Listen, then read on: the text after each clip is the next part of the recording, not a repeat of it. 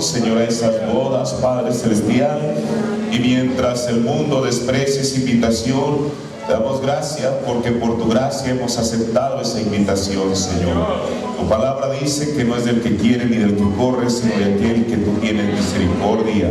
Y tú has tenido misericordia de nosotros, Señor. ¿Cómo no estar agradecidos, Padre Celestial? Porque tu misericordia nos ha alcanzado y nos ha invitado, Señor, a ese magno evento, a la reunión de reuniones, Señor Jesús. Padre Celestial, al paso de lo inmortal hacia lo inmortal, Señor, de la tristeza y la desdicha a la felicidad y al gozo inefable, Señor. Padre, permite, Dios, que eso sea aquella motivación, Señor, como tú dijiste en Apocalipsis en varias ocasiones: he aquí yo vengo presto y mi galardón conmigo. Tú no vienes con las manos vacías, Señor, traes un galardón para cada uno de aquellos que te servimos, Señor. Padre Celestial, en esta mañana, Señor, yo te ruego, Dios, que tu Espíritu Santo pueda venir, el cual ya está aquí, Señor, a través de los cantos, de la meditación de tu pueblo, de la atmósfera propicia que ha sido creada, Señor. Padre, para que ahora tu Espíritu Santo venga y hable a nuestros corazones, Señor. Hazme a un lado, Señor. Yo no quiero estorbar aquello que tu Espíritu Santo quiera hablar para tu pueblo, Señor. Padre, que tu pueblo sea bendecido y edificado, y que tú recibas la honra y la gloria en el nombre de nuestro Señor Jesucristo. Amén. Dios bendiga a cada uno de ustedes en esta mañana. Les saludo y les doy la bienvenida en el nombre de nuestro Señor Jesucristo. Vamos a tomar las dos escrituras que hemos estado tomando en estos últimos días para continuar esta serie que hemos titulado El Ministerio del Tercer Jalón. Este es el sermón número 8 y queremos avanzar un poquito. Hay tantas cosas que decir respecto a esto. El Señor es vasto en su palabra y Él tiene estas cosas que son de beneficio para nuestra vida. Apocalipsis 13, hermano, Mateo 13, siempre digo las cosas al revés, perdón.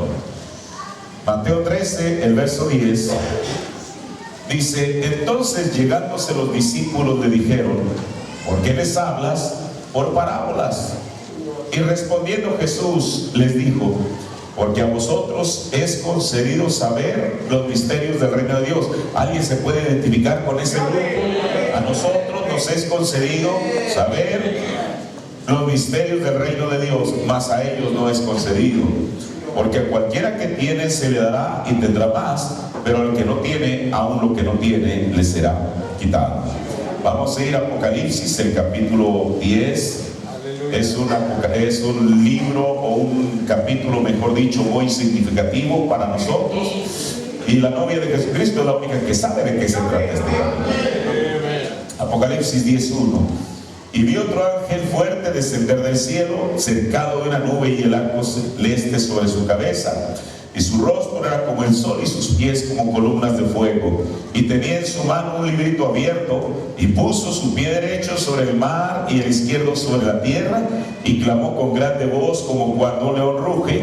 Y cuando hubo clamado 7 truenos, hablaron sus voces. Y cuando los 7 truenos hubieron hablado sus voces, yo iba a escribir, y oí una voz del cielo que me decía: sella las cosas que los 7 truenos han hablado y no las escribas. Y el ángel que vi estar sobre el mar y sobre la tierra levantó su mano al cielo y juró por el que vive para siempre jamás, que ha creado el cielo y las cosas que están en él, y la tierra y las cosas que están en ella, y el mar y las cosas que están en él, que el tiempo no será más. Pero en los días de la voz del 7º ángel, cuando él comenzare a tocar la trompeta, el misterio de Dios sería consumado, como lo anunció a sus siervos los profetas. Tome su asiento. Hemos visto ya 2 fases de lo que es el ministerio del tercer jalón. Lo primero que vimos fue aquella señal eterna que el Señor le dio al profeta de Dios en aquellos 7 picos cerca de Lima, Montana. Otra de las fases que vimos es la visión de una carpa o un edificio o algo parecido que él vio, aunque él originalmente dijo que era una carpa.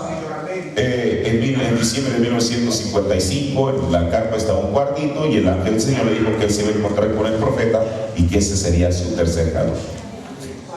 La siguiente fase que quiero ver acerca de este tercer jalón es lo que es llamado, es un ministerio de la palabra hablada. El ministerio de la palabra hablada. Bueno, ¿qué es eso?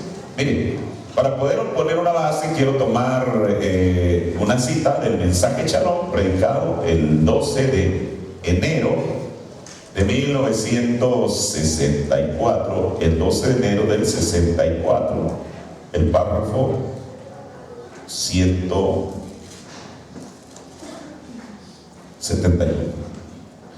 Dice el profeta de Dios: mire, es importante, hermano, poner atención a estas cosas. Son cosas que son importantes porque están en la palabra del Señor, y esto nos va a ir guiando y guiando poco a poco a las demás cosas que el Señor tiene para su pueblo. Le dije el sermón Shalom predicado el 12 de enero del 64, párrafo 171. Dice: entonces una vez él dijo acerca del tercer jalón, que vendría de esta manera, conociendo el corazón y luego la palabra hablada.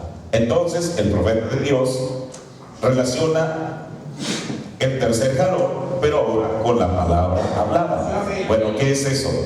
También esto es conocido como decir la palabra, o sea, decir la palabra. Bueno, pero ¿qué quiere decir la palabra? ¿Y en qué parte de la Biblia está?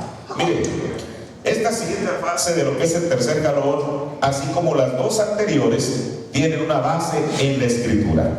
Mire, por eso yo he tomado el tiempo para poder buscar algunas o varias citas de la Biblia, de tal manera que usted pueda saber. Mire, hay cosas que es probable que usted no las pueda explicar, pero al menos cuando usted sabe que están basadas en la palabra de Dios, usted las puede creer. Hay cosas que yo no puedo explicar, pero yo las puedo creer, siempre y cuando procedan de la palabra de Dios. Ahora, yo tengo la certeza que el mensaje que Dios habló procede de la Biblia. Por eso esto hace la diferencia con cualquier otra teología que pudiera existir en el mundo, porque el mensaje de Dios, yo tengo la certeza de que procede de la palabra de Dios. Ahora, entonces, el ministerio del tercer jalón, en lo referente a la palabra hablada, también tiene que tener una base escritural. Y en esta tarde le voy a pedir, esta mañana todavía le voy a pedir que vaya conmigo al Evangelio según San Lucas, el capítulo 7. Esa es la escritura que voy a tomar. Hay otras escrituras, pero quiero comenzar con esa. San Lucas, el capítulo 7. Mire, esta historia que vamos a leer, Mateo también habló en Mateo el capítulo 8, el verso 5 al 10. Pero Lucas siempre le pone algo extra a la palabra de Dios. No digo que le ponga de su propia conocimiento, sino él siempre añade un detalle. Lucas lo tiene, el capítulo 7. Después de que él sale de Capernaum, dice la Biblia en Lucas 7:2, dice: y el siervo de un centurión, al cual, bueno, primeramente, ¿qué es un centurión? Un centurión era un comandante de 100 soldados en el ejército romano. De ahí viene la palabra centuria, que es 100.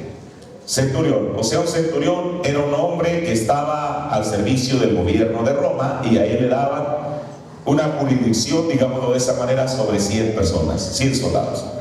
Entonces el siervo del centurión, al cual tenía él en estima, estaba enfermo y a punto de morir. O sea, este centurión tenía un siervo, pero no era quizá como cualquier otro siervo que él tenía, sino que dice la Biblia que este centurión le tenía estima a este siervo.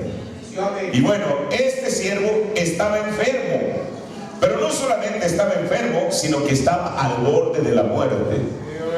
Y como oyó hablar de Jesús, el centurión envió a él los ancianos de los judíos, rogándole que viniese y librase a su siervo. Ahora miren, aquí hay algo importante. Este centurión envió a los ancianos, como dice aquí la Biblia, de los judíos. Ahora, era una cosa extraña. Ustedes saben por qué.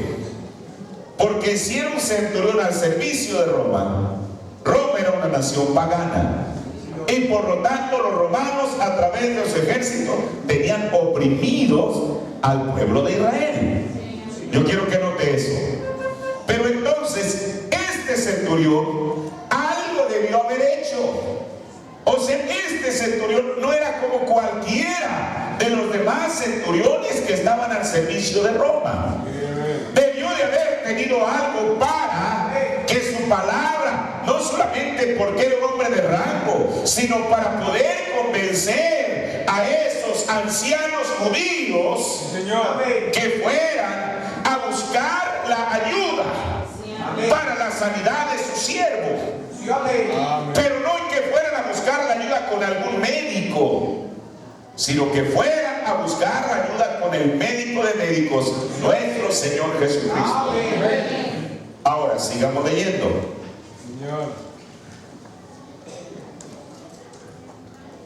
Rogándole que viniese y librase a su siervo. Y vinieron ellos a Jesús. ¿Quiénes son ellos? Los ancianos de los judíos.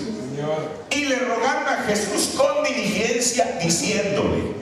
Ahora, hermano, por eso yo tomé Lucas, porque Mateo, aunque habla de la misma historia, Mateo no agrega esto que agrega Lucas. O sea, este hombre, a pesar de servirle al gobierno de Roma, que era un enemigo del pueblo de Israel, este centurión era distinto. ¿Qué había hecho él? Ahora, aquí están los ancianos judíos que en vez de estar en contra de este centurión, están a favor de él y le presentan a Jesús argumentos para convencer a Jesús que venga y ore por el siervo. Y viendo ellos a Jesús, rogándole con diligencia, diciéndole, porque es digno de concederle esto. Mire qué cosa. Aquí están los judíos diciéndole, Señor, este hombre, este centurión, es digno de que tú le concedas la sanidad de su siervo. Y bueno, para que él fuera digno, tenía que haber hecho algo. Y ellos no regatean el mérito de este centurión, sino que dicen, mira, primeramente a diferencia de los demás centuriones que nos menosprecian, nos humillan, nos ultrajan, este centurión ama a nuestra nación. Eso es lo que dice la Biblia. Bueno, pero para amar, qué cosa tan maravillosa, para amar a Israel, él tenía que mostrarlo. No era un asunto de decir, oh bendita nación de Israel, yo te amo. No, él tenía que mostrarlo. ¿Cómo? Ama nuestra nación y él nos edificó una sinagoga. ¿Qué le parece? O sea, este hombre no dice que el gobierno de Roma, él de su salario. Mire, para mí este hombre debe haber sido honesto. Porque usted sabe cuando Juan el Bautista tuvo aquella sesión de preguntas y respuestas donde los publicanos le preguntaban una cosa, los soldados le preguntaban otra cosa, ¿Qué les dijo a los soldados? Ustedes no extorsionen a la gente, sino que estén satisfechos con su salario. Pero este hombre había hecho algo. No había mandado edificar un jardín para que los niños fueran por la tarde ahí a estar en el césped o con algunos juegos ahí para que se divirtieran. No, les había edificado una iglesia. ¿Es verdad? Mire, esto a mí me muestra algo, que cualquier cosa, ahora él no estaba obligado a hacerlo porque él era romano, pero había algo distinto en él. Había algo distinto que lo hizo tener ese amor a los judíos. Y les dijo, si les doy dinero, si les doy unas cuantas dracmas, para el día de mañana se los van a gastar. Pero si hago algo que contribuya en su servicio y adoración a Dios, eso va a perdurar. Ahora, yo no creo que él lo hizo para recibir algo a cambio. Él lo hizo porque estaba en él hacerlo. Y entonces, y Jesús fue con ellos. O sea, los argumentos de estos ancianos de los judíos fueron convincentes, que Jesús decidió acompañarlos. Mas como ya no estuviesen lejos de la casa, envió el centurión amigos a él. O sea, ya no envía a los ancianos, sino ahora son los amigos de él que le dicen, Señor. O sea, el centurión les dice, miren, vayan y denle a Jesús textualmente este recado. Yo quiero que no se les olvide decirlo de la manera que yo se lo voy a decir, no vayan a omitir una cosa. Bueno, ¿cuál es el recado que este centurión le enviaba a Jesús? Señor, no te incomodes, no lo tomes como una ofensa, Señor. No te sientas mal por esto que yo voy a decir, pero no soy digno que entres debajo de mi tejado. Mire, por una parte, los ancianos diciendo, Él es digno. Y por otra parte, ahora eso era lo que ellos hablaban de Él. Pero ahora, cuando Él tuvo que hablar de sí mismo, dijo, yo no soy digno. Esa es una buena actitud. Yo no soy digno de que tú entres debajo de mi tejado, Señor. Por lo cual, pero no solamente, no soy digno de que entres debajo de mi tejado, pero tampoco me consideré digno de estar ante tu presencia. Dijo el hermano Branham en el mensaje de tu presencia, cualquier hombre, cualquier mujer que viene ante la presencia de Jesús, no hace 2000 años, sino hoy en día, siempre se considera una persona indigna. Hay gente que dice, yo estuve en la presencia de Dios. Eso no es cierto. Pudiera haber obtenido una bendición de Dios, pero cuando Juan en Apocalipsis estuvo ante la presencia de Dios, dice la Biblia que él cayó como muerto a sus pies. Cuando Pedro se dio cuenta después de la pesca milagrosa delante de quien estaba, ¿qué dijo? Señor, apártate de mí porque yo soy un pecador. Ahora, la Biblia dice, el Señor, este centurión le dijo, Señor, no te incomodes, que no soy digno de que entres debajo de mi tejado. Por lo cual, ni aún me tuve por digno de venir a ti. Y aquí está una cosa que no había sucedido con un judío. Mire lo que dice este hombre. Más, ayúdeme, más que di la palabra. O sea, ni soy digno de que vengas a mi casa, ni yo soy digno de venir a tu presencia, pero si tú tan solo dices la palabra, y mi siervo será sano. Ahora mire, esta reacción, ahora más bien esto, el que el hombre le dijera, Señor, si tú dices la palabra, yo tengo la certeza de que mi siervo va a ser sano. Te voy a decir por qué, Señor. Porque yo también soy hombre puesto en potestad, o sea, con autoridad. que el gobierno de Roma le había dado. Que tengo debajo de mis soldados, ¿cuántos? 100. Y digo a este, ve. Y acaso el soldado dice, bueno, no quiero ir o no tengo ganas de ir. No. Si yo le digo, porque esa es una regla de la milicia, la obediencia. Si yo digo, ve y va. Y al otro, ve y viene, y a mi siervo, haz esto, y lo hace. Señor. Y escuche, estas palabras, estos argumentos de Jesús tuvieron que hacer algo en Jesús mismo. Lo cual, oyendo Jesús, ¿qué pasó? Se maravilló de él. Mire, para que un hombre haga que Dios se maraville, el hombre tuvo que haber dicho algo sobresaliente. Jesús se maravilló y vuelto dijo a las gentes que le seguían, sin duda alguna que muchos de ellos, la mayoría eran judíos. Les dice, os digo que ni aún en Israel he hallado fe tanta, o sea, ni en su propio pueblo en Israel había encontrado tanta fe. Ahora, ¿por qué? Y vueltos a casa los que habían sido enviados. Ahora miren, si Jesús dijo que ni siquiera en Israel había encontrado tanta fe, la fe de él tenía que obtener resultados. Y vueltos a casa los que habían sido enviados, hallaron sano al siervo que estaba enfermo. Ahí estaba la recompensa por su fe. Ahora miren, este es un caso muy sobresaliente en el ministerio de Jesús. Se trata de un siervo paralítico de un centurión romano. Como yo le decía, esta misma historia también la narra San Mateo en San Mateo 8 del 5 al 10. Y San Mateo es el que dice que estaba paralítico.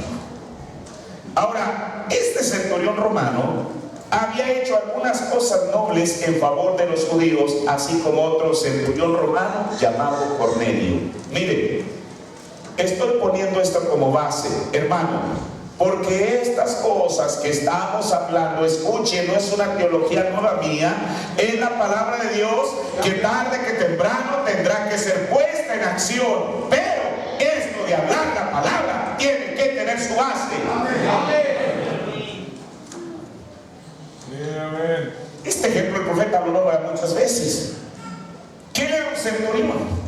Y por eso yo tomé esto de Lucas, porque en San Mateo no lo dice, que el hombre era digno y que había construido una sinagoga. Mire, y yo lo relacioné inmediatamente con otro centurión. Este centurión, de este que estamos leyendo en San Lucas, no sabemos el nombre, pero de este otro, que vivía en Cesarea, se llamaba Cornelio. Y en Hechos, el capítulo 10, el verso 1 y 2, mire lo que dice. Mire, yo espero que estas palabras que estamos leyendo de la Biblia puedan penetrar a nuestro corazón. Porque esta es la base de algo que viene, hermano.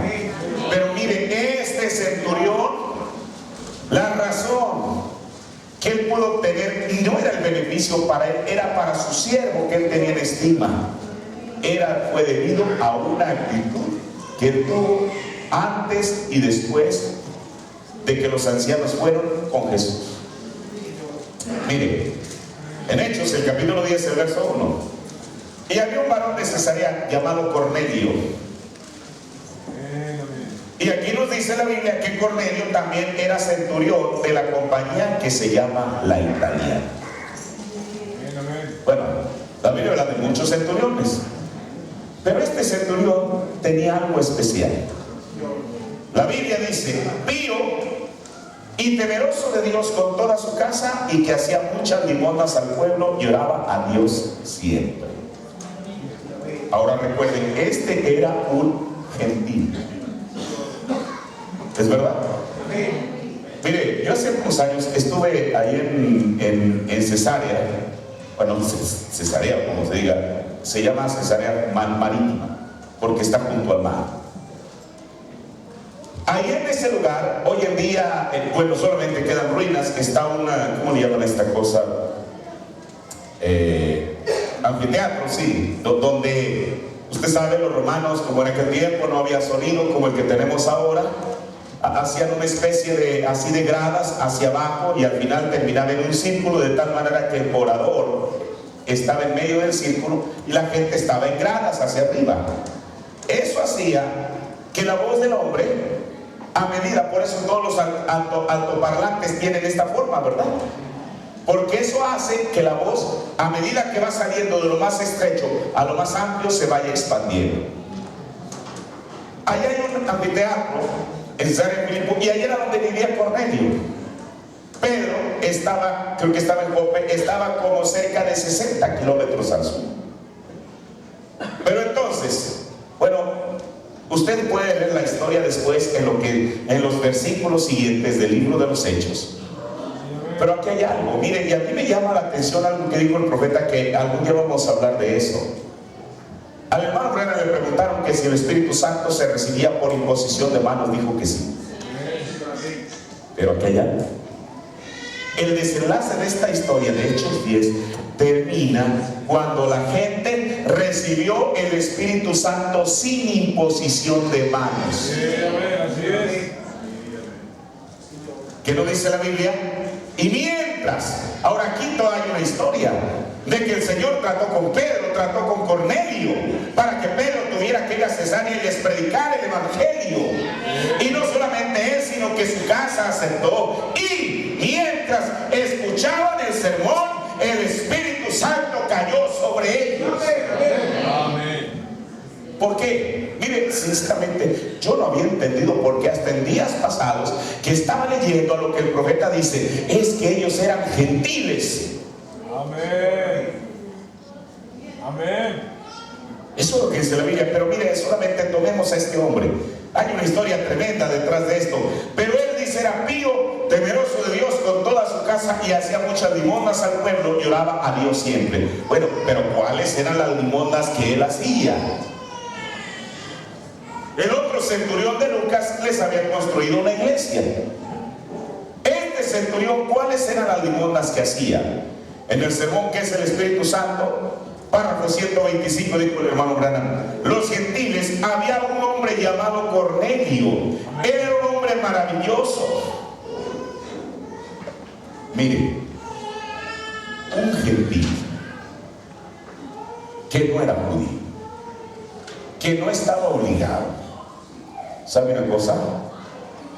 Esto a mí me da una lección que aprender.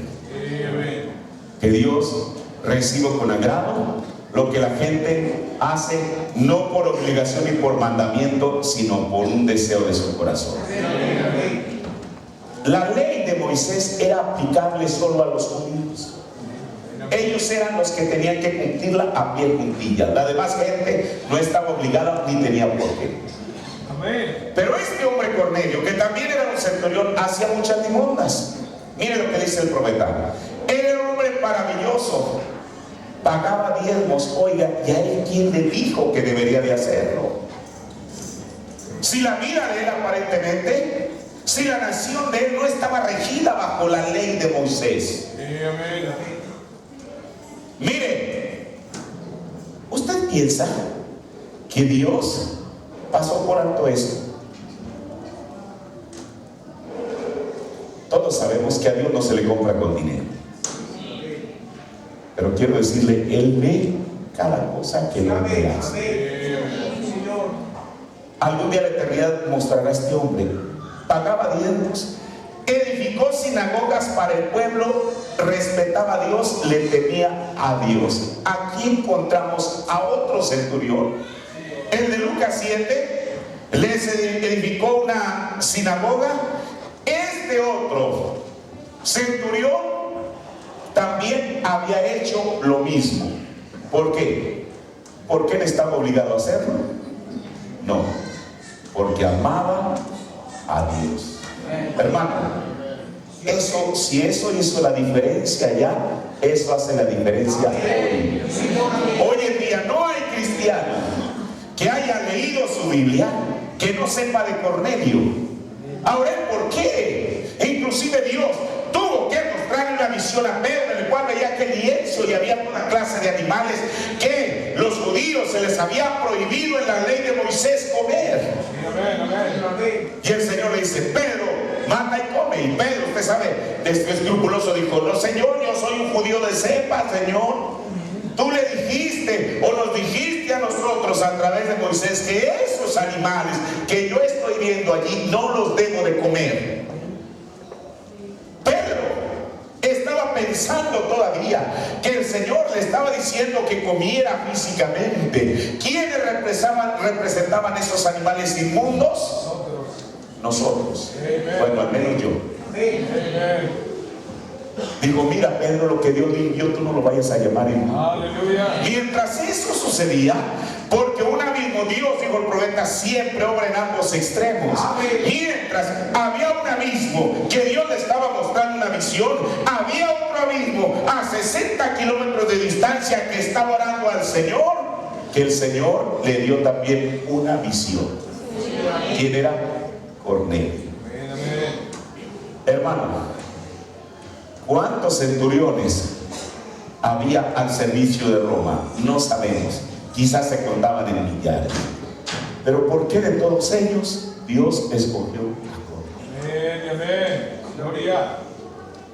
Mire, yo espero que eso haga mella en nosotros. Ahora, él no lo hizo pensando: algún día mi nombre va a transpirar, va a atravesar, va a pasar a través de las edades, y los cristianos del siglo XXI van a saber que yo existí, que yo era un hombre temeroso de Dios, que amaba a la nación de Israel, que pagaba diezmos, que les construí sinagogas. Él no lo hizo pensando en eso, porque Jesús bien lo dijo: que su mano izquierda no sepa lo que hace su derecha. Pero aún cuando él no andaba publicando eso por las calles, con todo y eso, Dios no omitió decir eso de Cornelio. Y fue tan tremendo, hermano, lo que muchos cristianos no entendieron a través de las edades. Hoy en día un profeta de Dios viene y rescata esa historia para mostrarnos la magnitud de ello. Era un buen hombre, pero no solamente eso, un buen presbiteriano, metodista, bautista o algo por el estilo. Ven ustedes, un hombre muy bueno. Pero un día Dios dijo: él es un hombre bueno, así que voy a enviarlo a una reunión. Tendré que traer a mi predicador para que le hable de esto. ¿Cuántos centuriones? Hablemos de los buenos, quizás no era el único bueno, pero este tenía algo especial, que Dios tuvo que desplazar a Pedro para que fuera y le predicara. Hermano, mire, por eso Dios no comete errores. Donde quiera que el evangelio sea predicado, habrá un alma que lo recibirá. En una ocasión Pablo fue a Grecia, Atenas, la capital de la filosofía. Y él se reunió quizá en un anfiteatro, escribió y decía que el predicador se pone en el centro y toda la gente lo está viendo hacia abajo.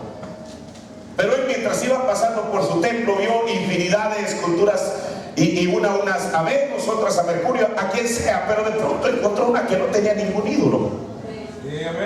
Y decía ahí: al Dios desconocido. Eso le dio la inspiración a Pablo para predicarles el sermón de aquella mañana. Todo estaba bien hasta que Pablo entró a algo que es controversial y se llama la resurrección. Hasta ahí. Y entonces muchos se rieron y dijeron: esa historia, ¿verdad? Fulano, como te llamas, que está curiosa, chistosa, que el hombre se haya levantado entre los muertos después de que vivió y murió, y de pronto dice Pablo que ya resucitó. Qué cosa tan curiosa. Pero hubo un matrimonio, Dionisio y Dámaris, siempre se me olvida el nombre, pero qué bueno que me acordé. Por ellos dos, Dios envió a Pablo a predicarles a una multitud de filósofos. Por ellos dos. Hermano, Dios es capaz de mover el cielo y la tierra por un alma predestinada. Dios nunca se equivocó con Cornelio. Ahora, no es que él se estuviera ganando la salvación con lo que había hecho. Él lo había hecho con ningún otro propósito, sino porque en él había una nobleza. Hermano, no es una pena para nosotros. Yo me siento avergonzado ante eso. A veces a la gente se le tiene que rogar y a veces la gente se indigna. En vez de que y usted diga, bueno, yo voy a dar esto para que el Señor me conceda la vida eterna. No, eso no es ningún mérito para que tenga vida eterna. Pero una cosa yo sí le digo, que Dios ve las actitudes aún las más sencillas que el hombre tiene hacia Dios. Y eso sí le digo, Dios no las pasa por alto, como no las pasó por alto con Cornelio. Ahora este es un buen antecedente en ambos centuriones. Dios no se olvida de nada de lo que uno puede hacer en favor de Dios, de su pueblo.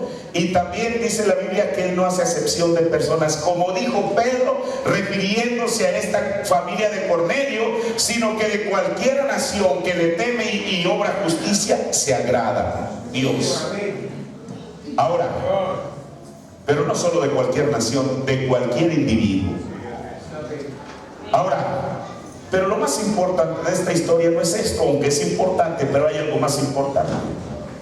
Regresando al primer centurión, según las palabras de Jesús, o de Lucas, Jesús se asombró, no tanto por las obras buenas de este centurión, sino por la fe de él. Así es lo que dice la Biblia. ¿En qué consistió la fe del centurión que conmovió a Jesús? Aquí es donde vamos a entrar al tema. Mire, este extracto o estos extractos que le voy a leer del mensaje Conferencia con Dios, predicado el 20 de diciembre del 59, párrafos 195 al 202, quiero que usted los escuche atentamente, porque de ahí va a versar todo lo que vamos a estar hablando en esta mañana y más allá. Dice el profeta: ahora, hemos estado predicando esta semana la costumbre judía para el pueblo. ¿La costumbre qué? Judía para el pueblo. En el tiempo de Jesús era ir y poner las manos sobre los enfermos. La costumbre judía en el tiempo de Jesús era ir y ponerle las manos a los enfermos. Esto es lo que ellos hicieron. Todo era imposición de las manos en el orden judío, pero nunca fue de esa manera con los gentiles. Nunca. Escuche, ¿cuál era el orden de los judíos? Es que el que se les impusieran las manos. Pero el profeta dice, nunca fue el orden con los gentiles, nunca. Amén. Cuando la hija de Jairo, un sacerdote judío, cuando ella murió, él le dijo a Jesús: ven y pon tus manos sobre mi hija y ella vivirá. Pon tus manos sobre ella. Pero cuando él fue a donde el centurión romano, él dijo: yo no soy digno de que tú entres a mi casa. Quédate allá afuera en donde tú estás. Solo di la palabra. Él se dio cuenta de la autoridad que Jesús tenía. Él dijo: yo soy un hombre bajo autoridad. Él era un centurión, significaba 100 hombres bajo él. Él dijo: si yo le digo a este hombre, haz esto, él lo hace, y a ese hombre hace eso y lo hace. Él dijo: y tú tienes autoridad sobre toda enfermedad y toda aflicción y todo. Todas ellas están en tu mandato. Tú eres el gran comandante. Oh, me gusta eso. Así como él sabía que por la autoridad que él tenía, dada por el gobierno de Roma, podía hacer aquello, este hombre, como dice el profeta, lo que estaba manifestando es que él reconocía la autoridad que Dios le había dado a Jesús.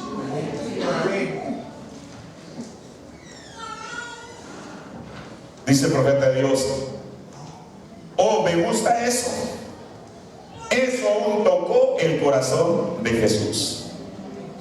Y se volvió hacia ellos, a la gente judía, y dijo: yo no he encontrado fe como esta en Israel, como la fe de un gentil. La mujer sirofenicia, una gentil griega, vino a él y dijo: Señor, yo tengo una hija que está acostada ya, a la que el demonio la está molestando muchísimo. Ella probablemente era una epiléptica o tenía algún tipo de demencia.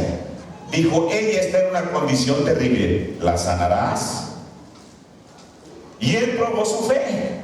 Bueno, él dijo, no está bien el tomar el pan de los hijos y echarlo a los perrillos, llamándolo un perro, y en esos días un perro era una de las, casi como un cerdo, la cosa más baja que había.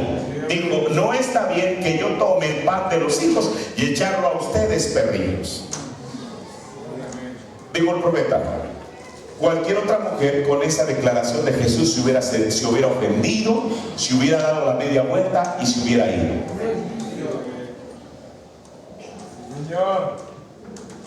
Ella dijo, esa es la verdad, Señor. Oh, me gusta eso, dice el profeta. Esa es la verdad. Dijo, pero tú sabes, los perrillos debajo de la mesa comen de las migajas de los hijos. Y eso lo tocó a él.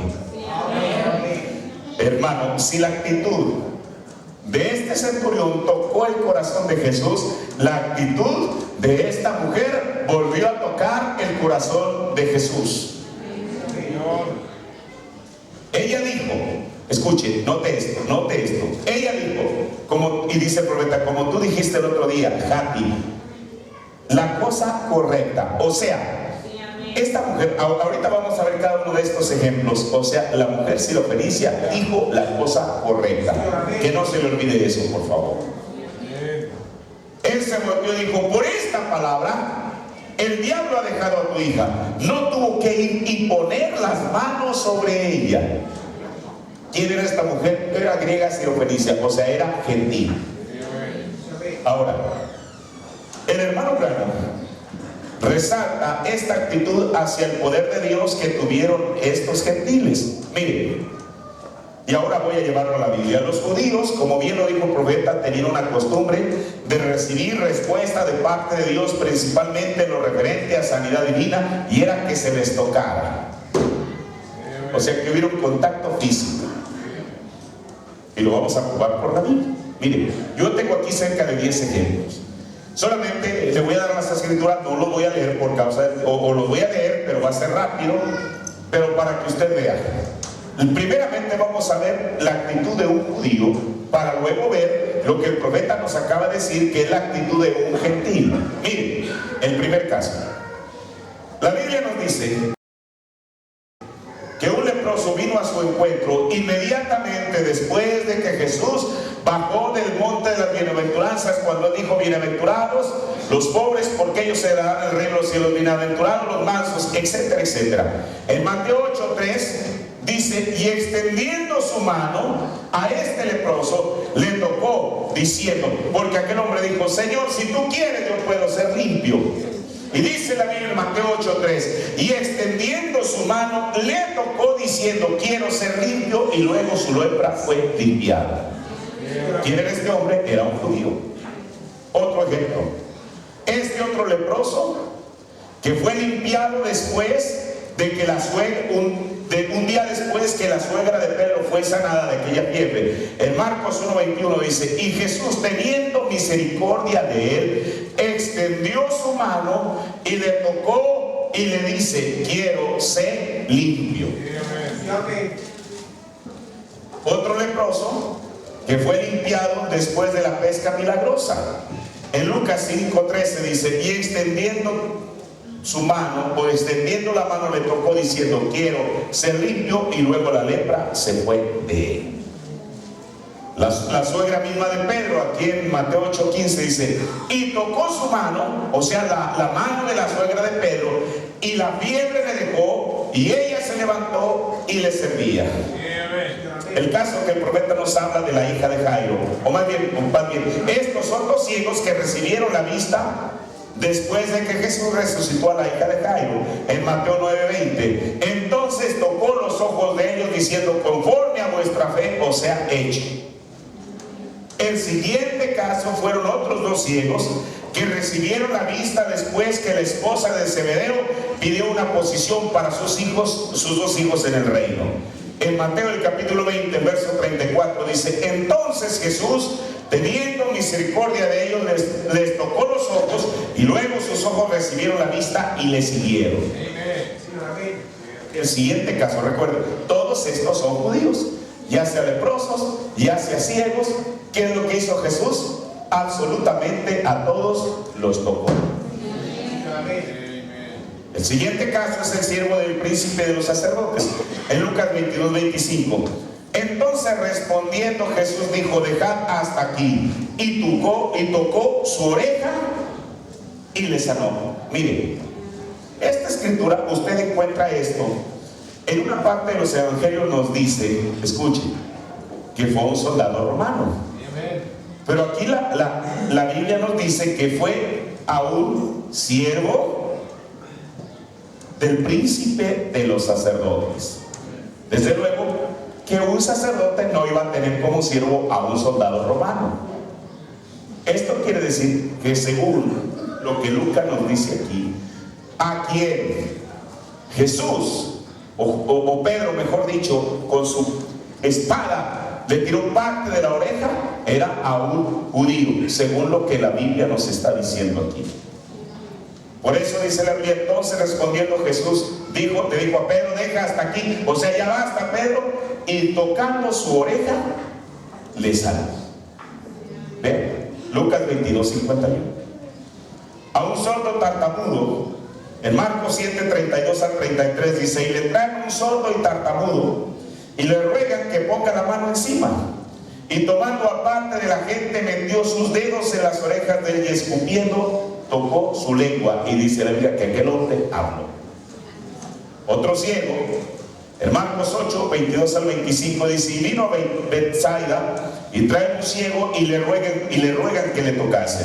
Entonces, tomando la mano del ciego, le sacó fuera de la aldea y escupiendo en sus ojos y poniéndole las manos encima, le preguntó si veía algo. Esta escritura la vimos la otra vez, el otro domingo en la escuela dominical. Y él mirando dijo: veo los hombres, pues que veo que andan como árboles. O sea, la primera vez que Jesús le toca, el hombre no recupera completamente la vista. ¿Por qué? Porque él ve a las personas borrosas. Ahora, quiero decirle algo, mire, Jesús no hace las cosas a medias, que esto le quede a usted claro. Jesús le tocó. Ahora esa es una sanidad. El hermano Branham dijo que la sanidad requiere de tiempo, y el tiempo es uno de los peores enemigos que tiene la fe. Porque si la persona se ora por ella y se baja sintiéndose exactamente igual, la gente dice: es que el Señor no me sanó. ¿Por qué no? Solamente que es conforme a su fe le sea hecho. Yo le vuelvo a decir, el profeta dijo: tanto como la fe mata a un demonio, la incredulidad lo resucita. Este hombre, Jesús le impuso las manos y le preguntó: oye, ¿ves? Dijo: Señor, pues sí, veo, como nosotros decimos, veo unos bultos. Parece que son árboles, pero no eran árboles, eran personas. Siendo que Jesús no está, mire, cualquier persona le hubiera dicho: bueno, está bien, Dios te bendiga y ya verás mejor. No, Jesús, mire lo que él hizo. Y mirando, dijo: veo hombres, pues veo que andan como árboles. Luego Jesús, para que la obra fuera terminada en aquel ciego, le impuso las manos otra vez sobre sus ojos y le hizo que mirase, y fue restablecido y vio de lejos claramente a todos. Pero esto quiere decir que la primera vez que Jesús le impuso las manos, no los veía claramente, veía borrosas las imágenes de la gente. Cuando Jesús le vuelve a imponer las manos, entonces este hombre, ahí es cuando comienza a ver claramente a todos. Y este ejemplo, el de la hija de Jairo. ¿Quién era Jairo? Miren, cada uno de estos ejemplos que hemos visto en la Biblia han sido de judíos. Aquí está Jairo. Dice: y vino uno les voy a leer Marcos 5, 22, 23 y al final 41. Y vino uno de los príncipes de la sinagoga llamado Jairo, y luego que le vio se postró a sus pies. Jairo, y mire lo que le dice: y le rogaba mucho diciendo: mi hija está a la muerte, ve y pondrá las manos sobre ellas para que sea salva y vivirá. Entre el versículo 23 y el versículo 41 sucedieron muchas cosas. Señor. Cuando Jairo, siendo un judío, recuerden, ¿Cuál era la costumbre de los judíos? ¿Cuál? Que les impusieran las manos. Pero entre que esto sucede, una mujer parece como que interrumpe el programa. Jairo lo estaba premiando. Señor, ven, mi hija se está grave, ven, por favor, impone las manos y ella va a ser sana. Y Jesús va a aceptar ir. En lo que eso sucede, una mujer con flujo de sangre entre la multitud se acerca y toca el borde de Jesús. ¿Cuántos minutos Jesús estuvo allí? Porque no solamente eso. Cuando Jesús se voltea y les pregunta, hey, ¿quién me tocó? Pedro, ahí está Pedro otra vez, dijo, Señor, ¿cómo es posible que tú preguntes quién te tocó? Todo el mundo te está tocando. Dijo el profeta, pero el toque de la mujer no había sido como el toque de cualquiera, había sido un toque especial, porque había sido un toque de fe. ¿Por qué? Porque Jesús tuvo una reacción física. ¿Qué dijo? Y San Lucas es el único que dice que Jesús dijo, porque virtud ha salido de mí. Imagínese usted a Jairo sobándose las manos diciendo, pero yo le dije que fuera y esta mujer viene a importunarlo. 5 minutos, esos 5 minutos fueron decisivos. Porque cuando Jesús termina con la mujer, llega otro mensaje y dice, ya no lo molestes, tu hija se murió. ¿Qué hubiera pensado Jairo? Hubiera sido esta mujer impertinente. Pero Dios tiene el control de todo. Y entonces Jesús va. Y entonces les dice a los que estaban ahí, caballero, no se preocupen, la niña no está muerta, ella duerme. Hermano, eso produjo la burla de la gente. Y ¿saben una cosa? Jesús les dijo, ¿saben qué? Para afuera. ¿No? ¿Qué no hizo lo mismo Pedro cuando resucitó a Tabita en el libro de los Hechos? ¿Sabe usted por qué dijo el profeta? Porque la fe y la incredulidad no pueden estar juntas. Si aquellas personas que estaban allí riéndose de lo que Jesús tenía, ¿cómo podía Jesús obrar entre ellos por eso? Dijo, Jairo, lo siento mucho, tú eres aquí el dueño de la casa, pero estas personas que se vayan para afuera, así que se vayan. Eso es lo que dice la Biblia. Y entonces, después de que Jesús, ahora Jesús no estuvo solo, dice la Biblia que llevó a Pedro, a Jacobo y a Juan, esos 3 amigos especiales de Jesús. Y en el verso 41, ahora Jesús dijo, oh Jairo, ¿qué era? Me dijo, Señor, ven e imponle las manos a mi hija. Jesús, quizá la muchachita estaba ahí ya un cadáver, se sabe, regularmente les pone la mano de esta manera, estaba ahí pues ya fría, ya muerta. ¿Y sabe qué es lo que hace Jesús? De pronto la mano de Jesús toca la mano de la muchacha. Y en cuanto la mano de Jesús toca la mano de la muchacha, el calor comienza a regresar a su cuerpo. Y no solamente toca la mano de la muchacha, sino la agarra de la mano, así como cuando un novio agarra de la mano a la muchacha para subirla aquí. Pero no para subir algo más, sino para levantarla de la cama. Y tomando la mano de la muchacha le dice, Talita cumi, que es, si lo interpretar, es muchacha, a ti te digo. Mire, aquí hay algo en cuanto a la resurrección. Por eso la resurrección, la primera resurrección que nosotros estamos esperando, no es algo casual. Dijo el profeta que la misma voz que le habló a Lázaro, la misma voz, escuchen, pero el hermano Brennan dijo, si Jesús no hubiera dicho específicamente, Lázaro, ven fuera, la resurrección general hubiera acontecido. Y ¿sabe una cosa? Lo que nosotros estamos esperando no es la resurrección general. La resurrección que nosotros estamos esperando es la resurrección de los muertos en Cristo. La resurrección general es la segunda resurrección, cuando buenos y malos se van a levantar. ¡Qué cosa! ¿Usted está consciente del peso de esas palabras? Si Jesús no hubiera dicho, Lázaro, ven fuera, todos los muertos desde el tiempo de Adán hasta el tiempo de Jesús, buenos, malos, ¡pum!, se levantan. porque todos en cualquier dimensión que estuvieran hubiesen escuchado esa voz.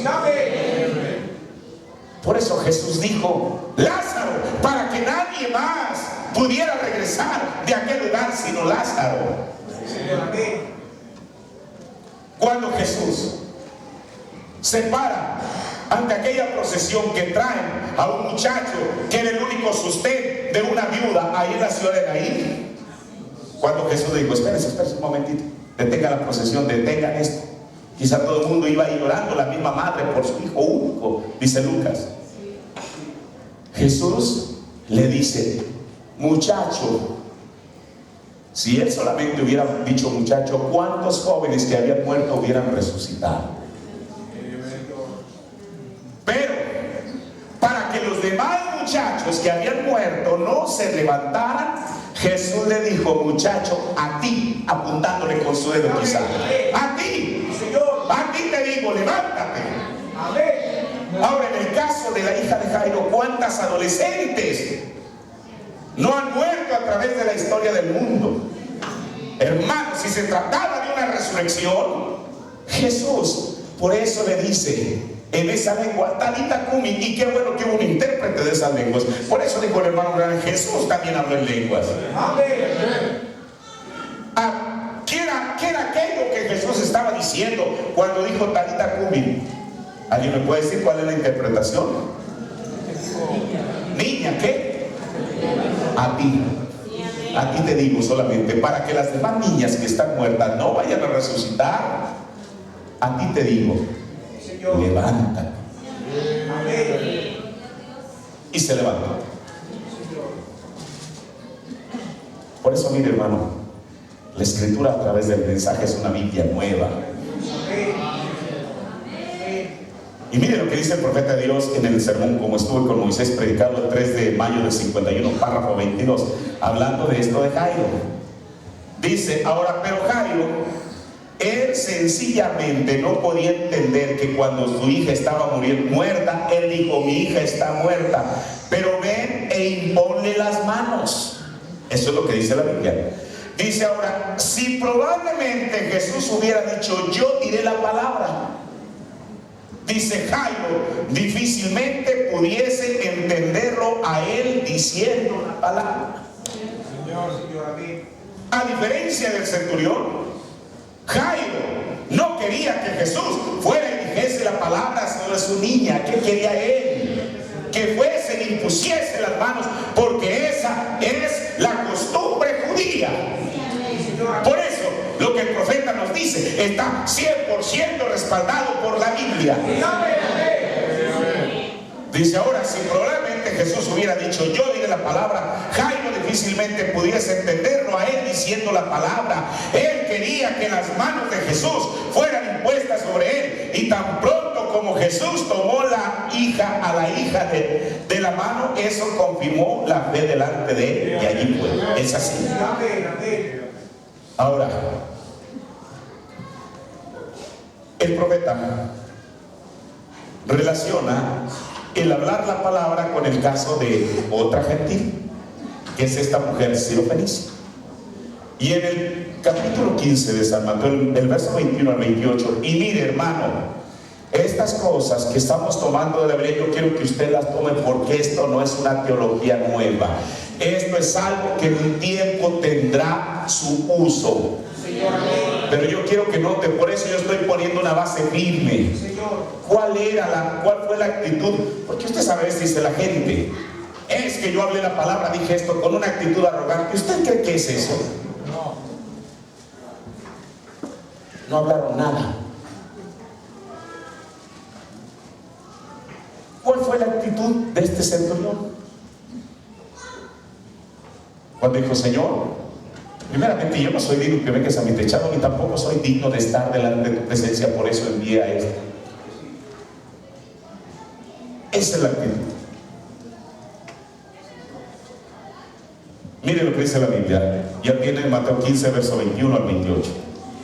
Y saliendo Jesús de ahí, se fue a las partes de Tiro y de Sidón.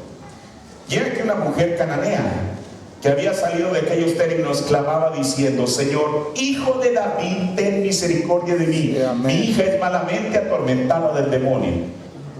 ¿Qué dijo el profeta? O estaba epiléptica o estaba demente. Lo acabamos de escuchar que el hermano Branham dice: o estaba epiléptica o estaba demente. Eso quiere decir que la demencia es un demonio. Mas él no le respondió palabra, o sea, la ignoró. Oiga, alguien dice: oiga, pero si Dios es un Dios de amor, ¿por qué a uno sí los atiende y a esta mujer la ignora? ¿Por qué? Mas él no le respondió palabra. Entonces, llegándole sus discípulos, le rogaron diciendo: despáchala, pues da voces tras nosotros. Y él respondiendo dijo: no soy enviado sino a las ovejas perdidas de la casa de Israel. Amén. Esta mujer era una gentil. En el verso siguiente dice: entonces ella vino y la adoró diciendo, ¿qué dice? Señor. Señor. Primeramente lo abordó como hijo de David, pero aquí cambió la manera. Hermano, si era su hija la que estaba atormentada, si algo no le había funcionado, algo mal le tenía que funcionar. Y dijo: Señor, socórreme. Y respondiendo él dijo: no es bien tomar el pan de los hijos y echarlo a los perrillos. Y ella dijo: sí, Señor, mas los perrillos comen de las migajas que caen de la mesa de sus señores. Entonces Jesús respondiendo dijo: aquel Jesús que 5 minutos antes ni le había hecho caso, el mismo, con la misma mujer, le responde: oh mujer, grande es tu fe. Mire, en una ocasión yo recuerdo aquí en esta iglesia, estábamos escuchando algún sermón del hermano Branham, y él dijo que esta fue la primera vez que Jesús habló la palabra con un gentil. Escuche, o sea, ni siquiera comenzó con el centurión romano. Dijo el profeta: esta fue la primera vez. No tengo el extracto, pero yo estoy seguro que aquí en esta iglesia lo escuché. Y si usted ha venido a los servicios de cinta, usted también lo escuchó. Aleluya. Oh mujer, grande es tu fe, se ha hecho contigo como quieres. Y su hija, y fue sana su hija desde aquella hora. O sea, Jesús no tuvo que ir a imponerle las manos. Él habló la palabra a otra gentil y la mujercita o la hija recibió el beneficio. Mire, si uno lee con detenimiento esta escritura, cuando la mujer, porque aquí es la explicación que el profeta nos va a dar, estas cosas ni usted ni yo las supiéramos, el por qué Jesús primero la ignora y después le hace caso, si no hubiera sido porque un profeta de Dios viene y nos dice la razón. Si uno lee con detenimiento esta escritura, cuando la mujer aborda a Jesús como hijo de David, él la ignora. Lo acabamos de leer. ¿Pero por qué? El profeta nos dice la razón. En el poderoso Dios revelado ante nosotros, párrafo 54, predicado el 29 de junio del 64. ¿Han notado ustedes lo que dijo la mujer sirofenicia? Esta de la que estamos hablando, dijo: hijo de David, ten misericordia. Eso ni le atrajo a él la atención. Ella no tenía ningún derecho de llamarlo a él así. Bueno, ¿pero por qué? Ella no tuvo ningún derecho sobre él como hijo de David. Él es el hijo de David para el judío. Creo que está claro. Por eso ella con una buena actitud, pero no de la manera abordándolo exactamente correcto, se acercó a él. Por eso Jesús no le hizo caso. Mire, estas cosas han estado escondidas a través de los siglos hasta que un profeta de Dios viene y nos lo revela. Y mire, cada declaración que dijo está basada en la escritura.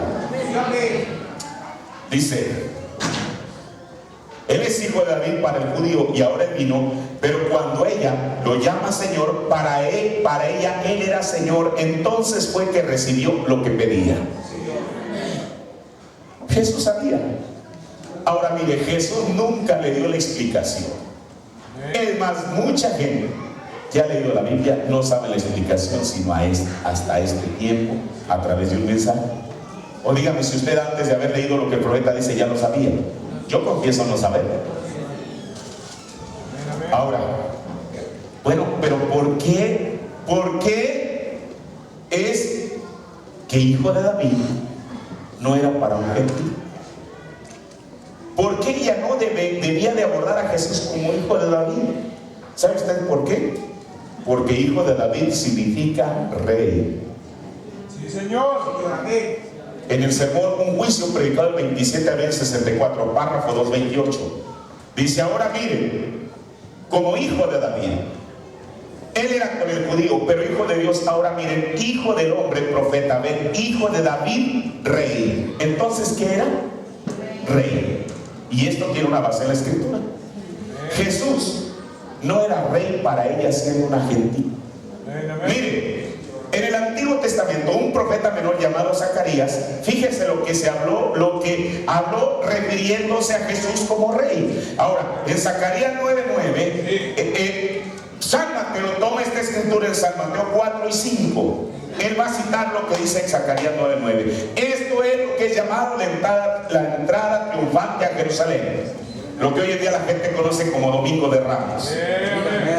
Jesús entra a Jerusalén y mire lo que Mateo registra en el verso 4, Mateo 21:4. Y todo esto fue hecho para que se cumpliese lo que fue dicho por el profeta, que dijo: decid a la hija de Sión. ¿Quién es la hija de Sión? Israel. O sea, vayan y díganle solamente Israel. Ahora, esto lo había dicho Zacarías, y Mateo lo escribe como diciendo: hoy se ha cumplido esta escritura delante de vuestros oídos. Decid a la hija de Sión: he aquí, ¿quién? Tu rey. Tu rey, hija de Sión, Israel. Él es tu rey tuyo.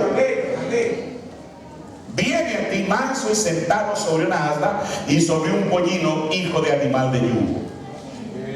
Entonces, de acuerdo a la Biblia, Jesús iba a ser el rey para la hija de Sión, o sea, para Israel. Y fue en esos términos que Natanael, siendo judío, él se refirió en Juan 1:49, después de que Jesús discierne el corazón de Natanael. La expresión de Natanael dijo: Señor, tú eres el rey de Israel.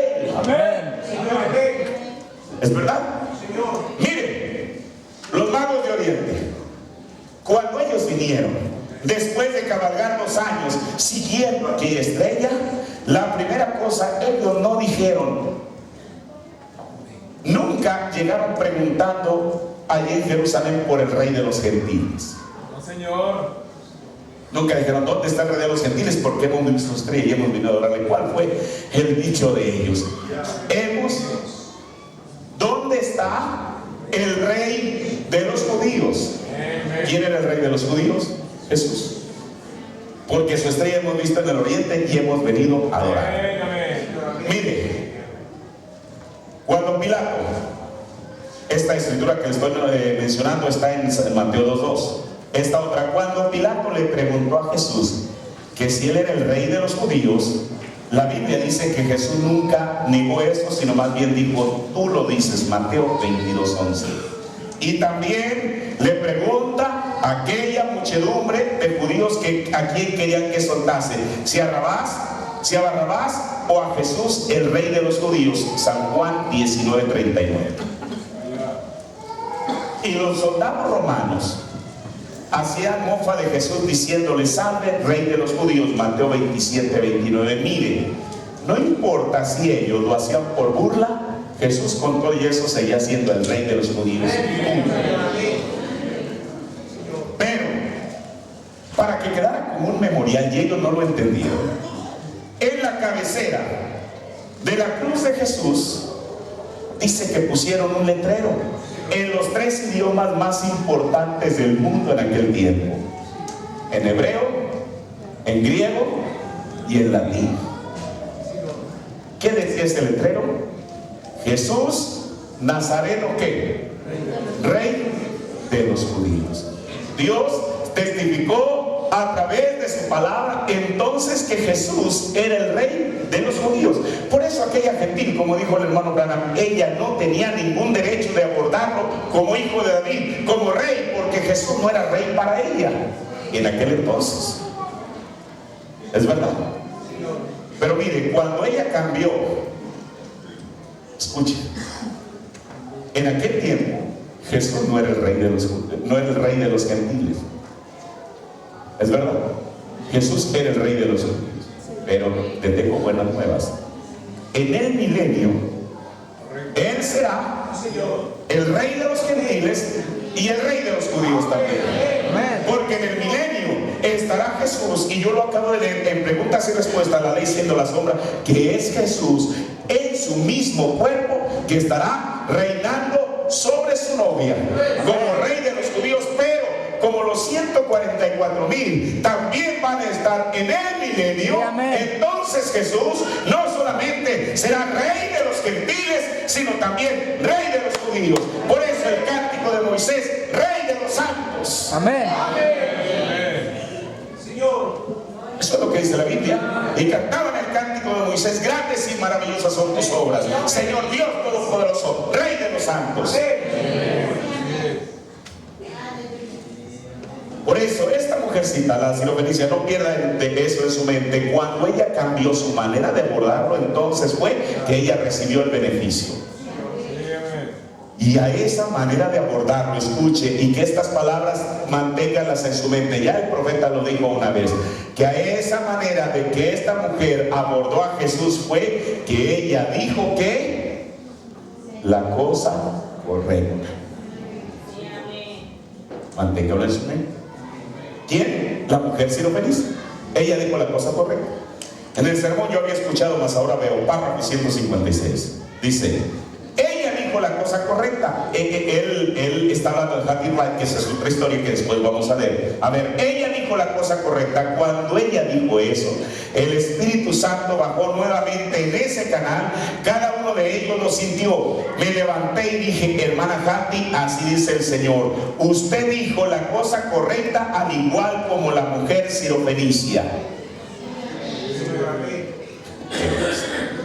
Entonces, la mujer sirofenicia, la razón que ella pudo obtener el beneficio para su hija fue que ella dijo la cosa correcta. Hermano, a ella ¿quién le instruyó? No sabemos el nombre de la mujercita, pero ¿quién le dijo: oye, es mejor que cambies la manera de abordarlo? No le digas rey, él no es hijo de David para ti, tú no tienes ningunos asuntos. Abordándolo de esa manera, ¿quién le dijo? ¿Sabe quién le dijo? Una revelación directa del cielo. Dijo: oye mujer, no, así no vas a obtener, no vas a llegar a ninguna parte, no vas a obtener ningún beneficio. Cambia tu manera de abordarlo. Y cuando ella aborda a Jesús en los términos que ella sabía, o que el Espíritu Santo le dijo que ella podía ser escuchada, cambió de hijo de David a decir Señor. Y es entonces cuando Jesús le hace el milagro. Recuerden la segunda gentil que Jesús no tuvo que ir a imponer las manos a la muchacha. ¿Qué hizo Jesús? Habló la palabra y la muchacha fue sana.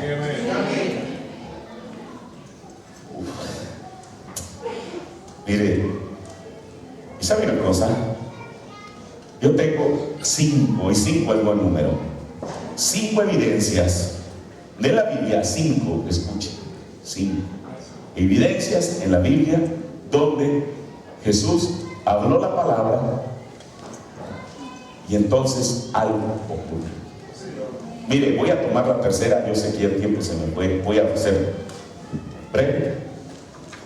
Otra de ellas está en San Juan, el capítulo 4, el verso 46 al 53. Y con esto termino. Mire, esta lectura que vamos a leer es conocido como el segundo milagro. El primero, ¿cuántos saben cuál fue? El primer milagro de Jesús: convertir el agua en vino. Este es el segundo milagro. Y si yo le digo que el hermano Branham dijo esto, dijo, realmente no fue un milagro. Dice, bueno, entonces ¿qué fue? Mire, lo vamos a leer. Y entonces cada cosa que dijo el hermano Branham tiene una razón en la Escritura. Vino pues otra vez a Caná de Galilea, donde había hecho el vino del agua. Y había en Capernaum uno del rey, En otra Biblia dice que era un oficial del rey, cuyo hijo estaba enfermo. Recuerden, del centurión era el siervo el que estaba enfermo. De este oficial del rey era su propio hijo el que estaba enfermo. Como oyó que Jesús venía de Judea a Galilea, fue a él y rogábale que descendiese y sanase a su hijo, porque se comenzaba a morir. Este es un gentil. Entonces Jesús le dijo: si no viereis señales y milagros, no creeréis.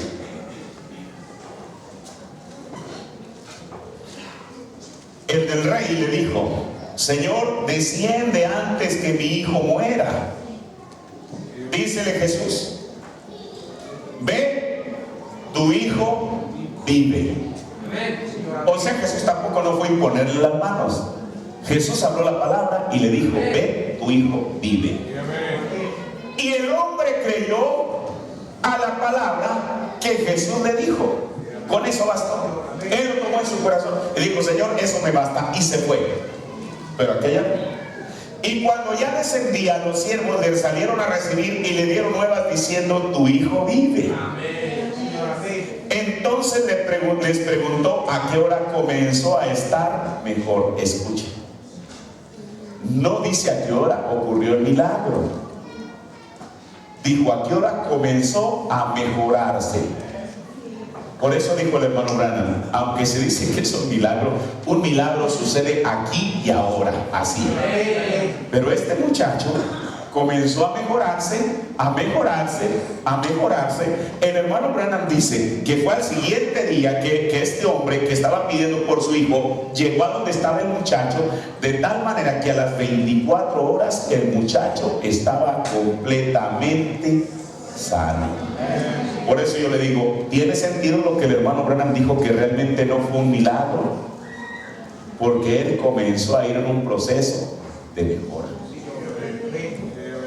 Ahora, mire, y cuando él descendía, los siervos le salieron a recibir y le dieron nuevas diciendo: tu hijo vive. Entonces él les preguntó a qué hora comenzó a estar mejor. Y dijeron: ayer a las 7 le dejó la fiebre. Mire, yo haciendo mis cuentas, a mí las 7 me dieron la 1 de la tarde, pero el profeta dijo que fueron las 2 de la tarde. Bueno, una hora más, una hora menos, que no tiene nada que ver. Ayer a las 7 le dejó la fiebre. Entonces el padre entendió que aquella hora era cuando Jesús le dijo: tu hijo vive, y él creyó, y toda su casa. Sí, Señor. Ahora, esta fue la señal de Jesús. El primero, como ya dijimos, fue cuando él convirtió el agua en vino. Esto quiere decir que antes que Jesús mostrase algún milagro de sanidad con un judío o por medio de tocarlos, primero lo efectuó con un gentil al decir la palabra. En el sermón, ya terminó: las obras que yo hago dan testimonio de mí. Predicado el 13 de abril del 51, párrafo 9. Si ustedes se fijaron, él relacionó esa sanidad gradual con un milagro. Y el hombre quería que él viniese y orase por su hijo, y él no quiso ir. Pero él dijo: tu hijo vive. Y el hombre creyó lo que dijo Jesús. El hombre creyó la palabra que Jesús dijo. Ahora, ese es el punto que quiero que usted capte. Creer que lo que él dijo es la verdad.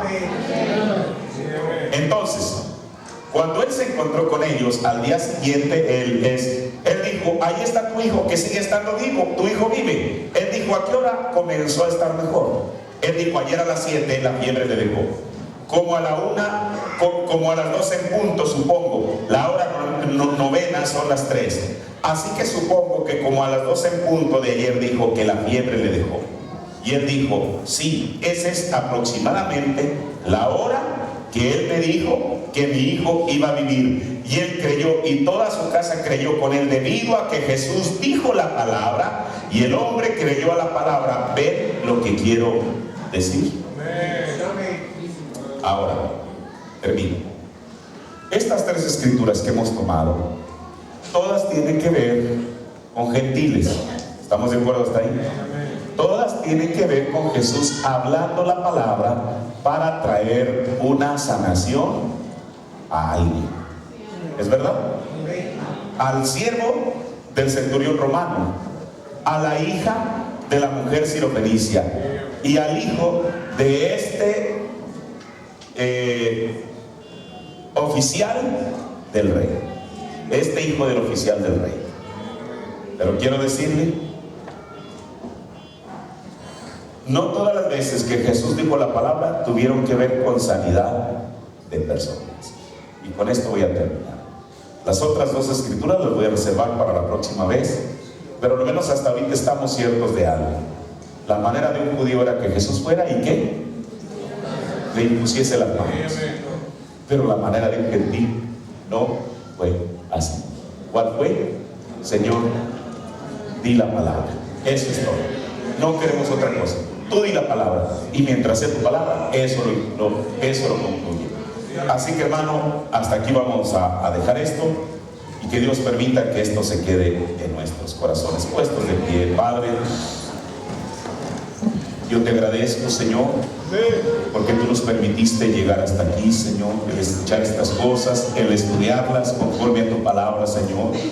Padre, y esto a mí me da la certeza, Señor, y que tus hijos también les dé la certeza que todo lo que tu siervo ha dicho está en la Biblia, Señor. Padre, eso todavía nos da más certeza. Si ya lo hemos creído, todavía lo creemos más, Señor, que tu mensaje es verdad, Señor Jesús. Padre, esto apenas es el comienzo de esta etapa, Señor, o esta fase tan tremenda, Señor Jesús, que nos involucra incluso a nosotros, Padre, que es el decir la palabra. Padre, pero permite, Dios, que pongamos este fundamento, cada una de aquellas personas que lograron beneficio tuyo, Señor. Padre, ¿cuál fue la actitud que ellos tuvieron, Señor? Padre, ayúdanos, Dios, a también nosotros decir la cosa correcta, Señor. Padre Celestial, hay demasiados ejemplos, Señor, en tu palabra y en tu mensaje que nos animan, Señor Jesús, a decir, Señor, si no tengo la actitud correcta, dame la actitud correcta, Señor. Padre, porque estas cosas que se están hablando no solamente son historias, las hemos leído como parte de aquella historia bíblica, Señor, pero Padre, cobran una relevancia y más en este tiempo, Señor. Estamos viviendo en la víspera, Señor, de estas cosas, Padre, pero ayúdanos a estar preparados, Padre, para ser partícipes de ello, Señor. Gracias yo te doy por tu palabra en esta mañana, en el nombre del Señor Jesucristo. Amén. Gloria a Dios. La hermana Concepción quiere que se